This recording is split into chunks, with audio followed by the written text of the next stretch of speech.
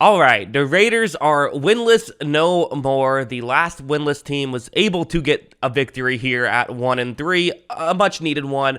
And I want to make a video about Davante Adams because I did feel like he was, this is kind of one of those games where you saw his impact in this one. They're clearly making him a huge part of the offense. And listen, it makes sense. If you have a Davante Adams, why not use him? He had more than half of their receiving yards in this one. And this was a lot of what they were able to do is when they saw Adams with a one-on-one matchup, Carr threw him the ball. I mean, it's pretty much that simple. Carr put the ball towards number 17 when he saw there was a one-on-one matchup. On this play, it's essentially going to be a one-on-one matchup. So it's a cover 2 man that the Broncos are in, but the safety who is lined up to the offense's right is going to be much closer towards the middle of the field than maybe you would be typically. So for Adams' route, which will be outside the numbers, it still will turn into a one-on-one matchup. Like, watch how when this play begins, you see Pat Surtain, that's the corner that Adams is going up against. He turns his back, and immediately Adams feels like he's in a good position right here to be able to play this football. Again, one-on-one matchup.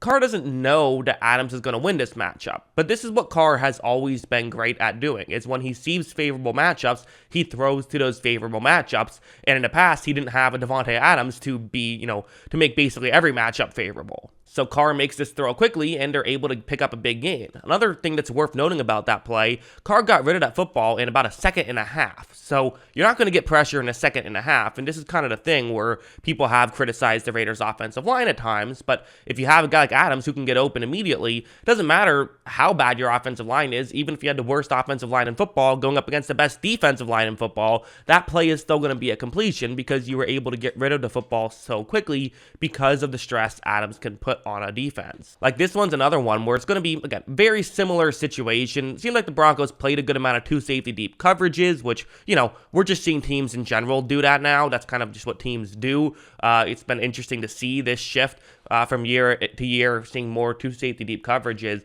But again, go towards the sideline. Don't throw the ball too far down the field. You can still get a one-on-one matchup here with Adams. And in fact, it was a big part of the Raiders' strategy in general was they weren't pushing the ball down the field too much because this is how they felt they could, adjust getting the ball down the field effectively. And, it's part of why Josh Jacobs was able to have a good day as well, is because, one less guy in the box. But anyways, this play starts off relatively similar. Again, it's once again Pat Surtain that Adams is going up against. You see, playing this very similarly. But while typically what you do is you throw over the top and you throw sort of deeper, you're not doing that, right? Because one, there's a safety in the area. So the more air you put under it and the further you throw it down the field, the more you're throwing into double coverage. So Carr's not going to do that. But also you just understand the leverage. You see Surtain is sort of, if you're looking at just from where we're looking at, up into the left of Adams, well, then throw it to the other side of Adams. Throw it to his,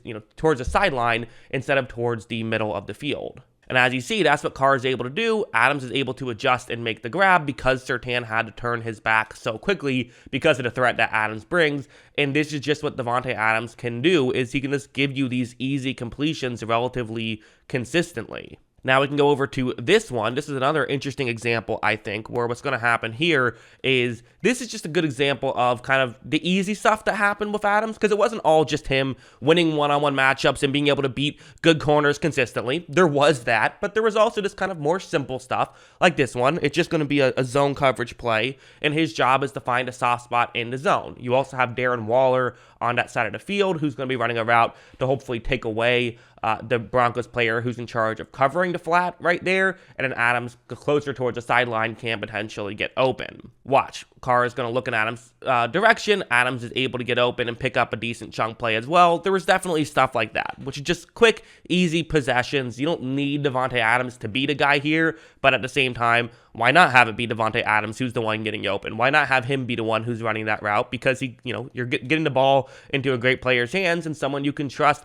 to run those routes effectively. Like, I think about something like this as a great example of what the Raiders are doing with Davante Adams to kind of, it's something something we're seeing teams do more and more. We're seeing the Vikings do this with Justin Jefferson. Kind of the first example, or at least probably most prominent example you can think of, would be Cooper Kupp with the Rams, and how despite the fact that they have this great receiver, they're still doing what they can to give him as many favorable matchups as possible. Well, we're seeing this some with the Raiders as well, where you see that's where Davante Adams is. He's currently the only wide receiver lined up to Derek Carr's right. Now, there's also Darren Waller on that side of the field, but still, Adams the only wide receiver, although again, Waller definitely a great receiving threat as well. However, now you're going to see Adams go in motion to the offense's left, and the way this is set up, now the guy who's lined up on him is going to be a linebacker, which is a massive mismatch for Denver. Watch how when Carr takes the snap, he is going to throw this one towards Adams' way, and if this is a halfback versus a linebacker, more of like an even matchup,